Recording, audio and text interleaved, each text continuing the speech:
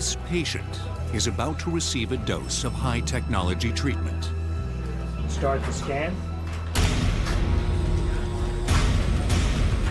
Computer tomography scanning, known as CT or CAT scanning, explores inside a human body and is a life-saving tool for diagnosing disease.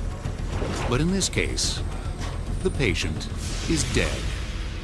In fact, dead for 5,000 years. But hopefully the CT scan will tell us why he died and what conditions may have led to his death.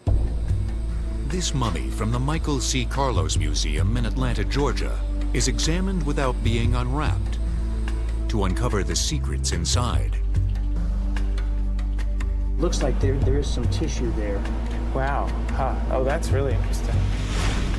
CT scanning is based on the X-ray principle. As X-rays pass through the body, they're absorbed at differing levels, creating a flat image on film. In the case of the CT, the X-rays are fired from various angles around the subject to create a cross-section or slice. As the patient moves through the scanner, up to 1,500 slices are produced and stacked together, like a deck of cards, to form a comprehensive picture of the body. Technology has really revolutionized both the study of mummies and dealing with them in museums, because it helps us not only understand how they were made, but it helps us preserve them for future generations. Across the country at the Rosicrucian Egyptian Museum in San Jose, California, a curiously tiny mummy has been on display for more than 75 years. The mystery of this small mummy is a story of who this was, how this person lived, and how this person died. And given that this is a small mummy, the assumption was a child. To unlock the mystery beneath the bandages, Dr. Amy Ladd, along with a team of scanning and computer experts, performed one of the most sophisticated high-tech medical exams ever carried out on an Egyptian mummy. This technology is fascinating. It's like doing a virtual autopsy without touching the mummy at all. The type of scanner used on the mummy is called a C-arm. It's a movable arm that completely encircles the subject. The C-arm produces an astounding 60,000 image slices, which deliver details rarely before seen in a mummy scan. This is breakthrough technology. Humans cannot even go through the scanner right now. It's that new.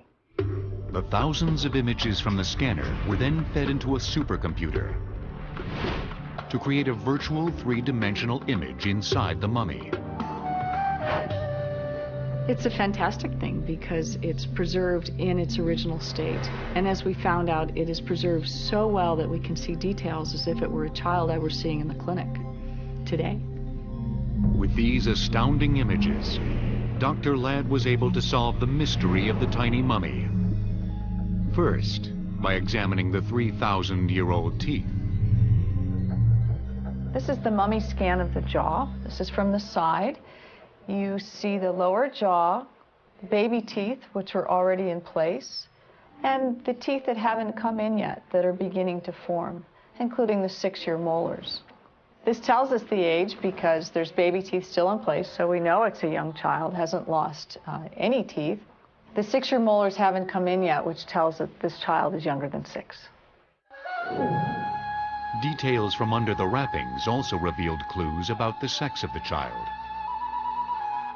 So this image of the mummy skull, the child's skull, we know it's a girl because on the skull there is a wavy pattern, which is the preservation of the child's hair. And at that time, a girl had hair and a boy had his head shaved. We also know it's a girl because there is no mummified genitalia between the legs, which by default, that's a girl and not a boy. The scanning images were even able to tell the story of how the little girl may have died. There's a suggestion of there's some scalloping out, these kind of grayish areas, which possibly means there was increased intracranial pressure, meaning this child may have had a virus or a bacteria infection causing swelling in the brain, which may have been the cause of death.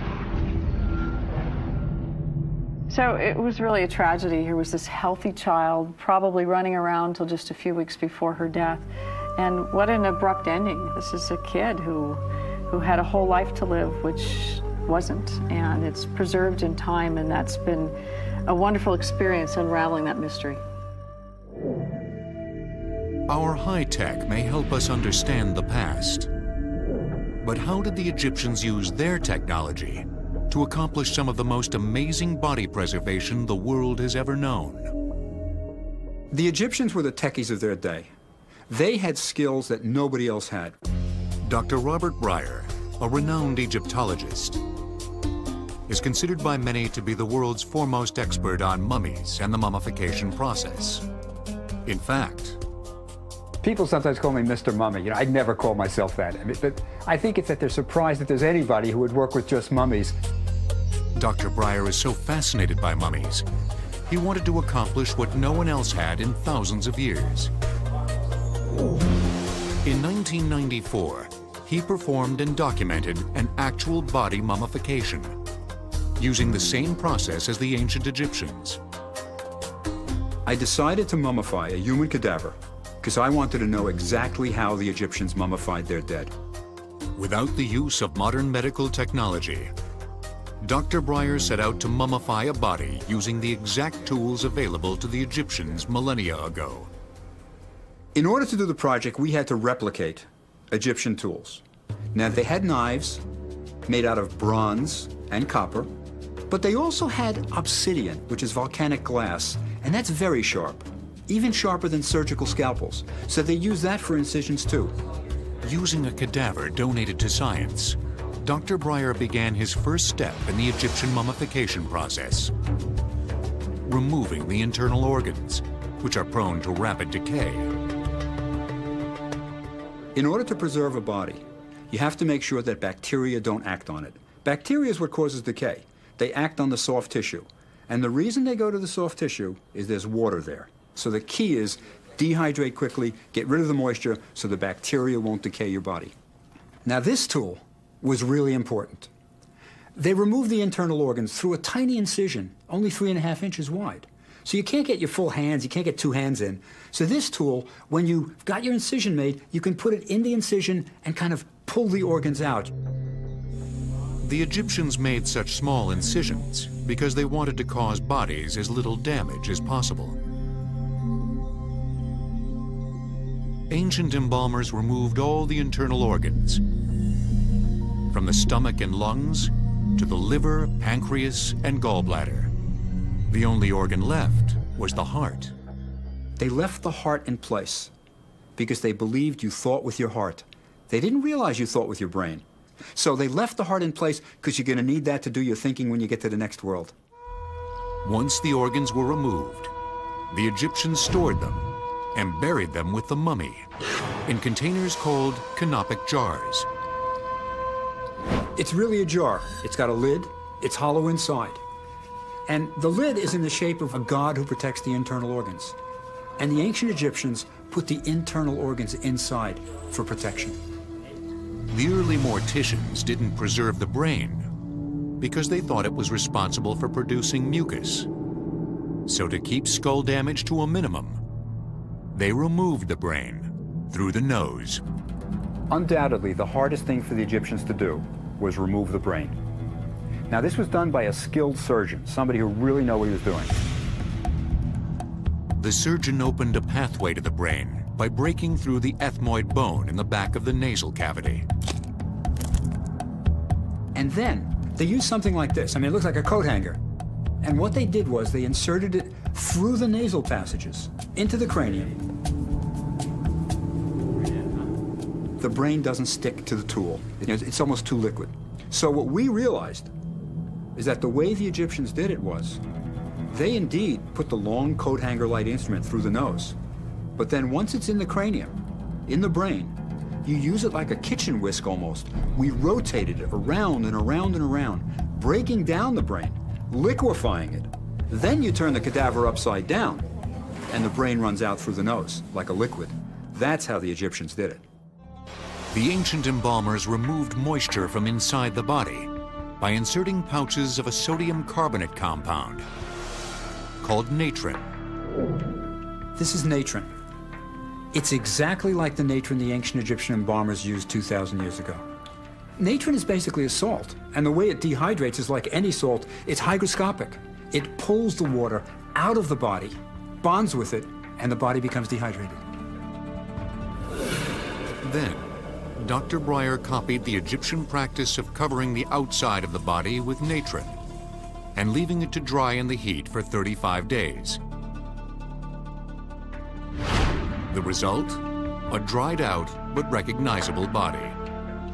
This, in essence, is what a mummy would have looked like thousands of years ago before the final and most recognizable step in mummification, wrapping the deceased in linen, lots of linen. And wrapping was a ritual. They wrapped each finger individually, the hands, the legs. There are magical spells on the bandages. As this is going on, priests are chanting prayers, so there's a ritual that's going on parallel to the physical process. Over 20 pounds of linen wrappings were used during a typical Egyptian mummification.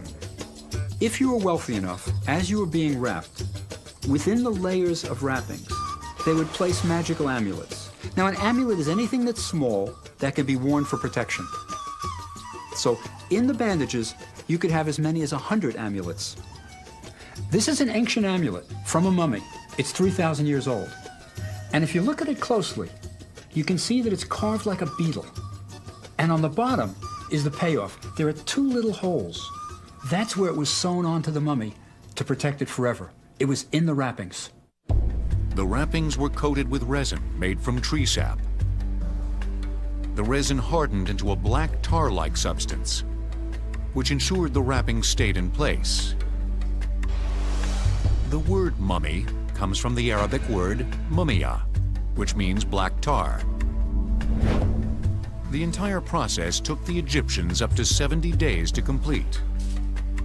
For these modern-day mummifiers, it was an education in a long-lost ancient art.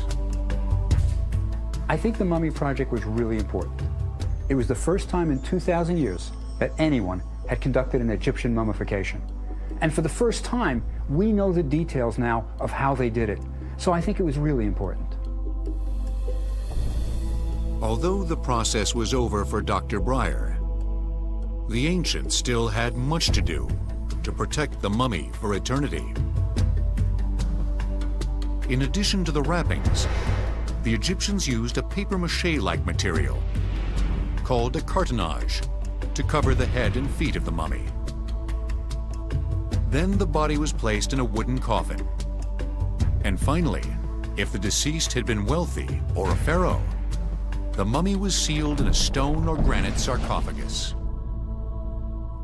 So it's kind of like a whole set of luggage that fits one inside the other. You've got all of these different layers of protection, all for eternity.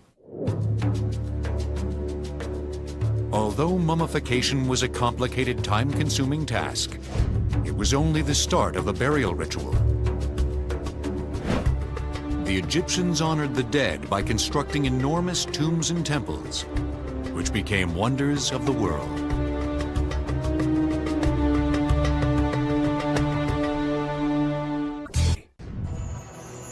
Egypt is the only country in the world where the process of preserving a body became an art form. The Egyptians began to develop their skills before 3000 BC. Mummification actually was discovered sort of by accident by the ancient Egyptians. This is such a hot, dry climate. The sand is virtually an oven.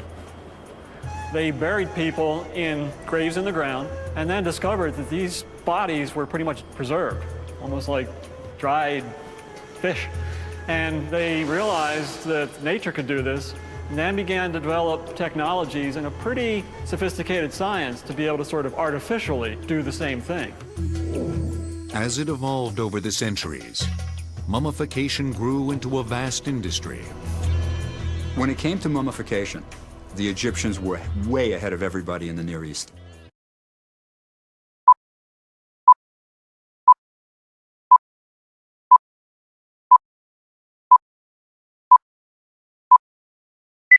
Nobody could do it like they did. They also had the resources. They were a wealthy country that had conquered the Near East, so it takes a lot of money to do this, and they had the money to do it, so they could indulge themselves and really perfect the art form.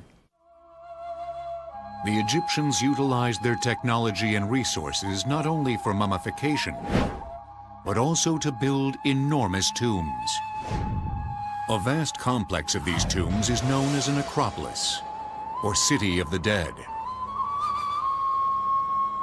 The design and technology to make the tombs was pretty sophisticated and pretty demanding. They were working with bronze tools, hewing out square chambers in the rock, sometimes hundreds of yards deep into the limestone. And typically, a pharaoh had this team working for 40 years to prepare his tomb. That's a remarkable feat of skill and engineering, considering what they had at their disposal.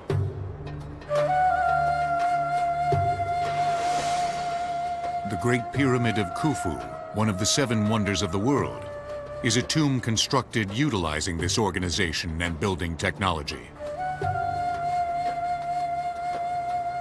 It is still the single largest masonry building ever constructed. And all of that was done to house, in the center, a little tiny burial chamber with the pharaoh's mummy inside.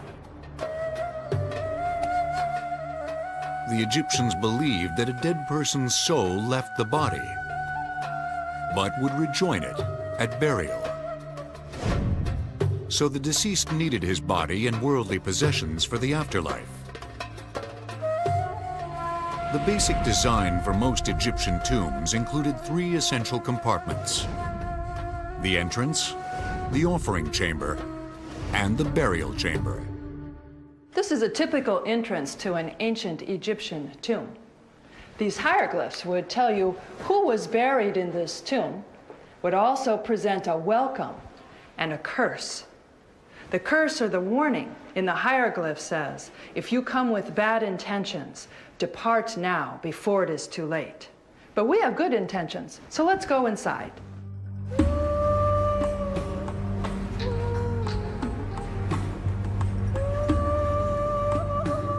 Tomb builders carved a tunnel that connected the entrance to the first room inside, the offering chamber.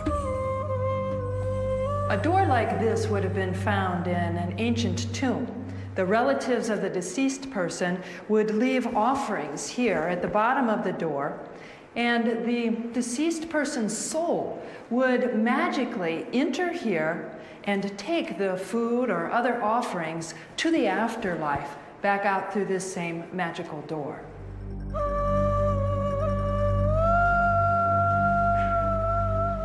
The Egyptians dug a shaft sometimes hundreds of feet long that connected to the final chamber.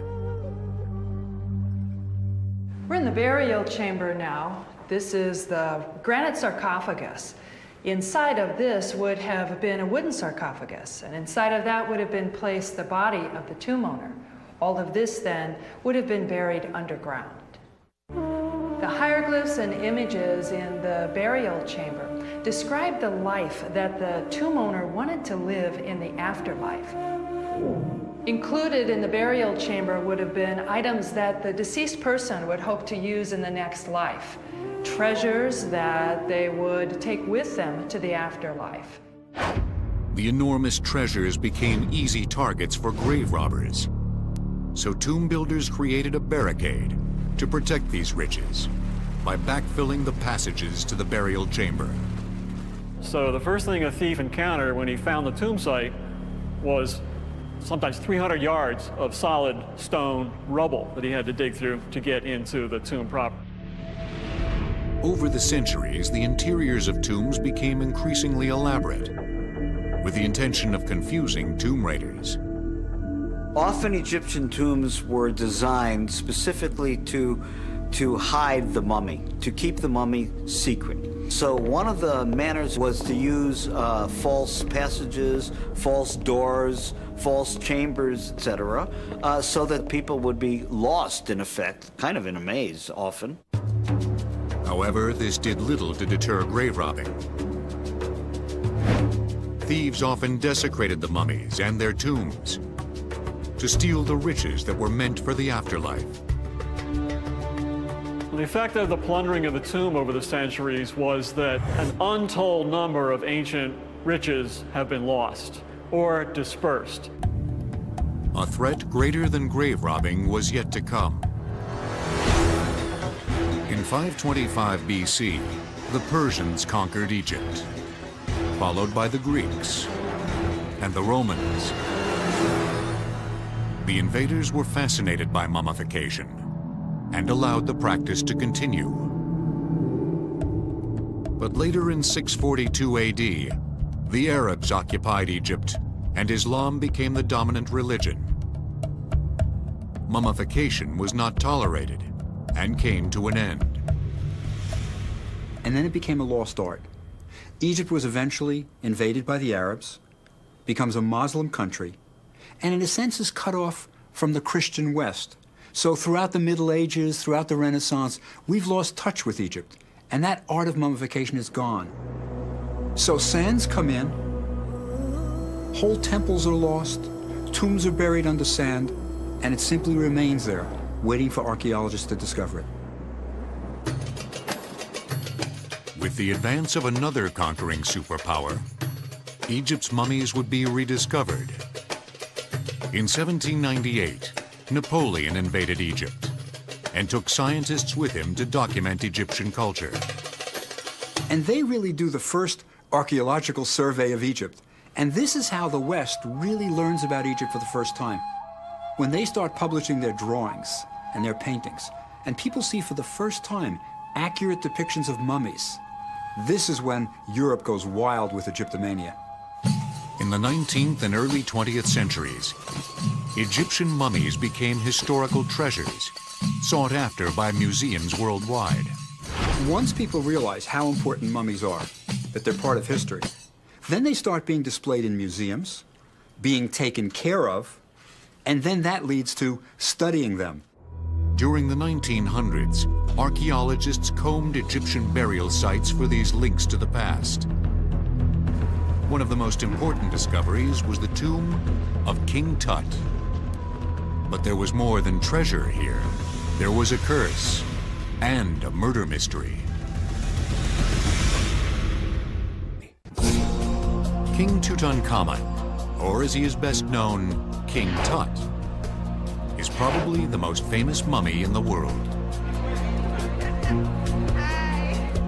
The pharaoh is not only celebrated for the enormous riches discovered in his tomb, but also for the mysteries surrounding his life and death. Today's technology has attempted to uncover some of the answers to this legendary intrigue. Fascination has surrounded Tut since British archaeologist Howard Carter first discovered him in 1922. When he discovered the tomb and actually began to publicize these finds, this news galloped around the world. I mean, front page news in New York and in Sydney and in Cairo and Paris were all talking about this sensational find. It really was Tut-mania. In the beginning, Tut-mania was motivated by the stores of riches found in his tomb. There were over 5,000 objects put into this very small tomb with King Tut. There's gold, there's alabaster, there's ivory, jewelry and precious stones that still dazzle your eye.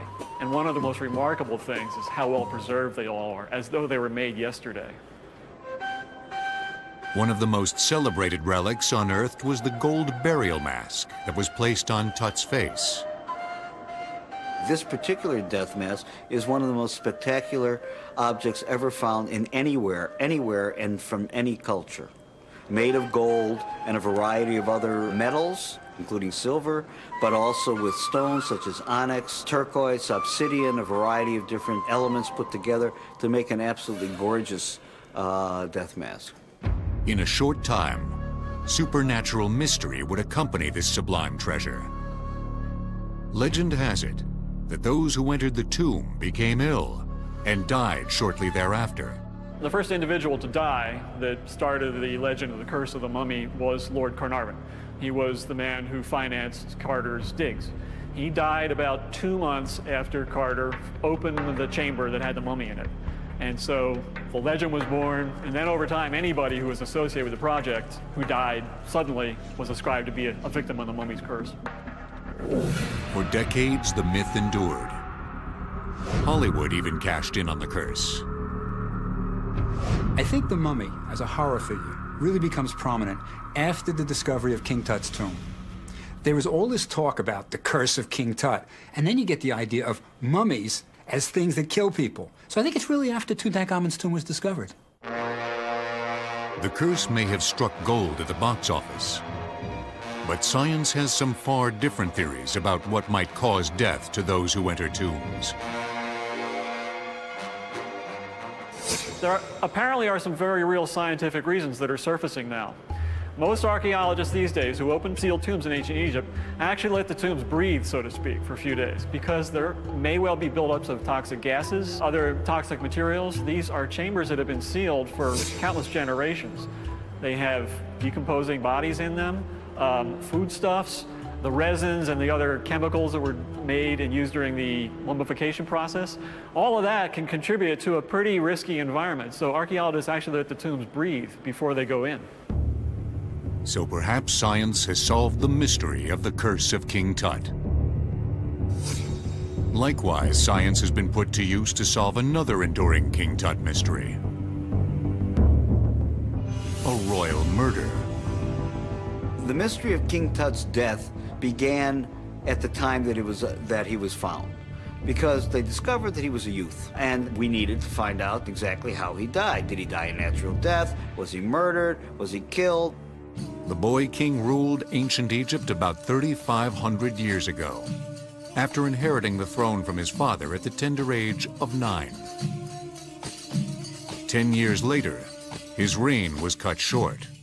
And there were a number of contenders for the throne, so it's certainly within the realm of possibility. We know that there were other assassinations in Egyptian history of pharaohs, so it would certainly be possible that Tutankhamun could have been murdered. In an effort to solve the mystery, Tut's mummy was X-rayed in 1968, which revealed an intriguing hole in the back of his head. The idea that Tut might have died in a palace coup really took hold after the X-ray of the mummy revealed a chip of bone driven up into the back of his head. He might have been bludgeoned. In 2005, Tut's remains underwent a CT scan, which produced detailed cross-section images. The discovery in the CAT scan about the hole in the back of the head indicated that it was part of the mummification process. In fact, in the 18th dynasty, many of the mummies had holes in the back of the head they've discovered when they do these CAT scans. So what caused the boy king to die so young? The CT scan may have also revealed the real cause of Tut's demise. The latest discoveries with CT scanning seem to have suggested that there was perhaps a fracture in his leg, and that perhaps an infection that set in later could have killed him. We know that even a toothache, the cavity, could eventually lead to someone's death. And in fact, some of the pharaohs seem to have died from infected teeth. This new evidence has essentially ended the investigation into Tut's murder. The case for murder is closed. 100% of the population of Egyptologists believe he was not murdered. In addition to finding the cause of King Tut's death, technology has also given us clues as to what he looked like. Using facial reconstruction, much like law enforcement uses today to help solve murder cases, scientists have created a lifelike model of the Egyptian king. The CT scan images were used to construct a plastic model of Tut's skull. Then, using clay, a sculptor molded layers of musculature and skin. An artist fleshed out details: eyebrow thickness, nose, lips, and the approximate shape of Tut's ears. Finally, glass eyes, hair, and even historically accurate makeup completed the reconstruction. This is believed to be what King Tut actually looked like.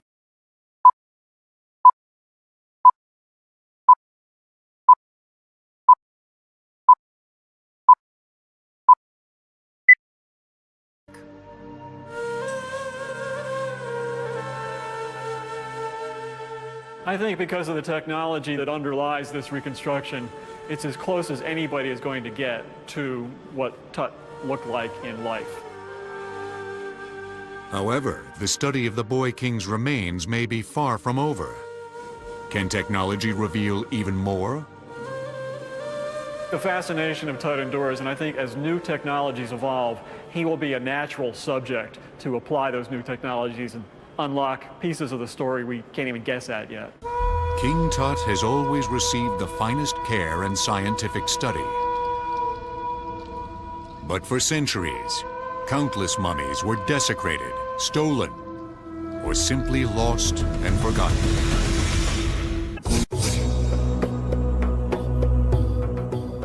Had the ancient Egyptians known the degree of shocking desecration to which their mummies would be subject, they might have thought twice about embalming them for eternity. Through the ages, mummies have been used for all kinds of things. People believed that ground-up mummy itself could give you immortality. So apothecaries in Europe, pharmacists, started grinding up mummies and using it as a medical ingredient to help the sick. During the Civil War, there was a shortage of paper. So the linen from mummies, the mummy bandages, were shipped over to America and pulped and made into paper for various industries. 19th century aristocrats entertained themselves by buying mummies and holding what were called observation sessions for public audiences. People would unwrap them, and they'd want to see what's inside the bandages, or they'd certainly want to see what the face looked like. And really, we've lost a lot of knowledge and information about that. I mean, I think if any poor ancient Egyptian knew what was going to happen to his mummy that way, I think he'd be very unhappy about it. This poor fellow may have been the guest of honor, purchased for an unwrapping party, held in a private home. It's very probable that this mummy was unwrapped during Victorian times as part of one of those parlor games where they would just unwrap the linens to see what amulets or jewels or treasures would fall off of the mummy's body. They were fascinated with what they might find. It was a treasure hunt. It was a lot easier than going to Egypt and digging through the sand. They could simply unwrap these linens and see what would fall out, and then it belonged to them. Mummies were bought and sold like any other commodity. Many were lost over time. In 1860, a collection of mummies was purchased by a museum in Niagara Falls. No one knew that in that collection rested one of the most powerful men ever to walk the banks of the Nile. The Niagara Falls Museum was really less of a true museum than a kind of sideshow where it had two-headed animals and the barrels people went over the falls in and kind of bizarre things like that. But one mummy in this collection of oddities seemed to stand out. As a 7-year-old or 8-year-old boy, I went to the museum and saw this mummy and stood face to face, if you will, with this ancient person. The first thing that made people look at this was the pose of the mummy and the obvious high quality of the process. The real tip-off was that the position of the arms was crossed over the chest. This was a posture reserved only for pharaohs. For more than 100 years, this mummy entertained the masses, until the Niagara Falls Museum closed in 1998. Its mummies were sold to the Michael C. Carlos Museum at Emory University in Atlanta. There, the mysterious cross-armed body finally received the high-tech attention needed for a thorough background check. So once it got here, we began consulting with experts from all over the world. However, the pharaoh connection couldn't be established with DNA. since Egyptian authorities were reluctant to give samples from their royal mummies. Instead, non-invasive CT scans and X-rays were compared to other known ancient pharaohs. Just who was this mummy? Stunningly, one candidate stood out: Ramses I.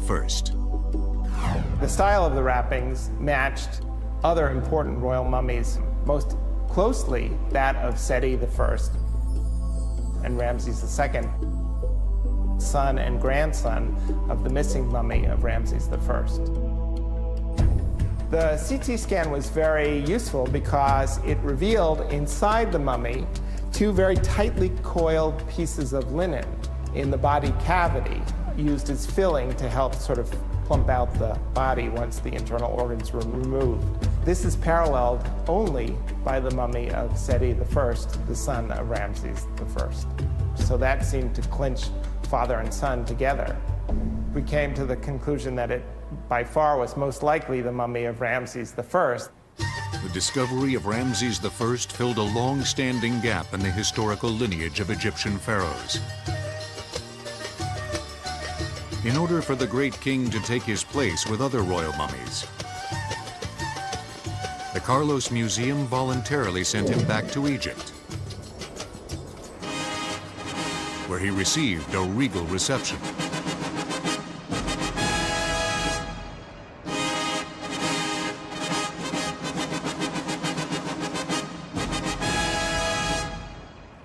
Without this technology, we never would have been able to make that determination. Being the mummy of Ramses I, giving it back its identity. Just as scientists use technology to give Ramses his name and his honor, other scientists use technology to preserve and protect legions of unnamed mummies, who are at risk of literally crumbling to dust.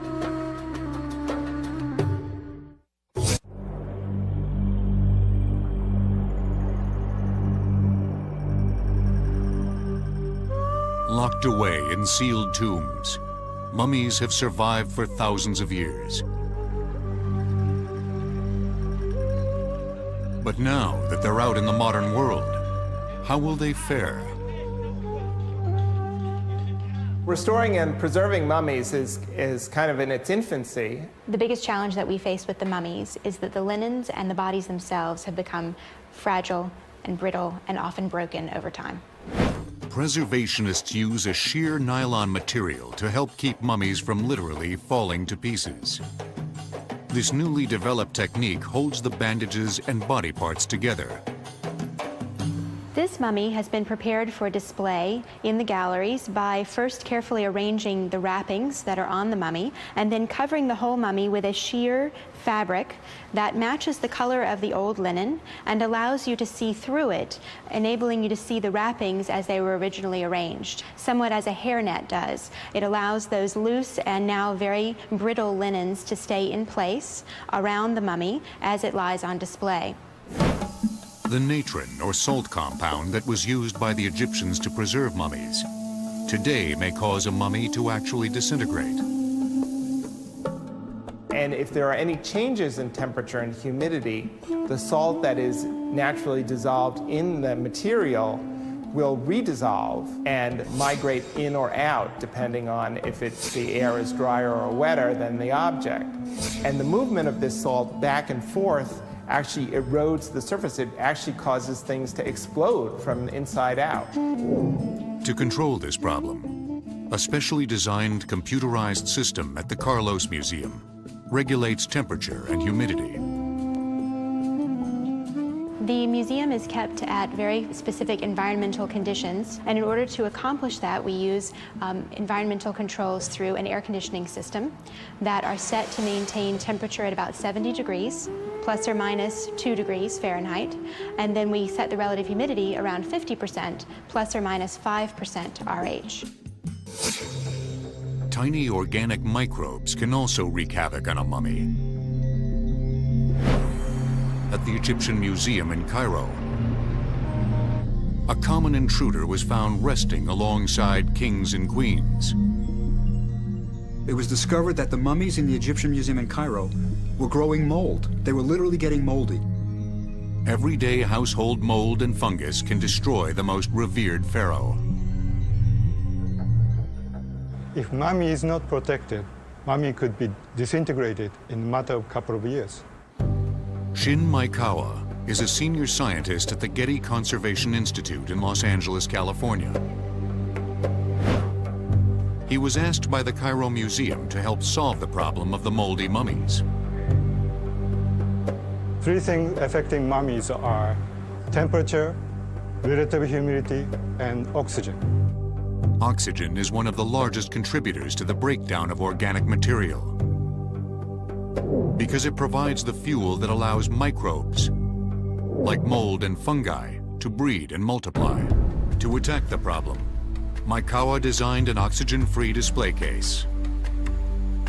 This is a small prototype of the custom-built case. The goal of display case is to provide stable, dry environment for mummy without oxygen, so that we can eliminate both stress from humidity variation and possibility of fungi attack. To create an environment good for mummies and bad for microbes, 3 additional materials are needed. A compound of essentially powdered iron absorbs oxygen in the air, while activated charcoal granules filter out impurities and pollutants. And silicon gel caplets help control the humidity or moisture. They're all placed inside the display case. Then the case is sealed, airtight. Now the environment of the case is made inhospitable to microbes. As oxygen is removed and pure nitrogen is pumped in. Nothing live can possibly survive in nitrogen. So once you put a mummy in there, in an atmosphere of nitrogen, no fungus, no bacteria, no molds, it'll be preserved just perfectly. The Egyptian Museum has now placed their royal mummies in Maekawa's specially designed cases. And the common mold problem has been vanquished. Display case is very easy to build, very inexpensive, and we can keep the mummy forever. And after all, forever was the goal of the ancient Egyptians in the first place. They believed that speaking the names of the dead and visiting their remains would give the deceased an eternal afterlife. Today, with the public intensely interested in mummies, it appears they may have succeeded.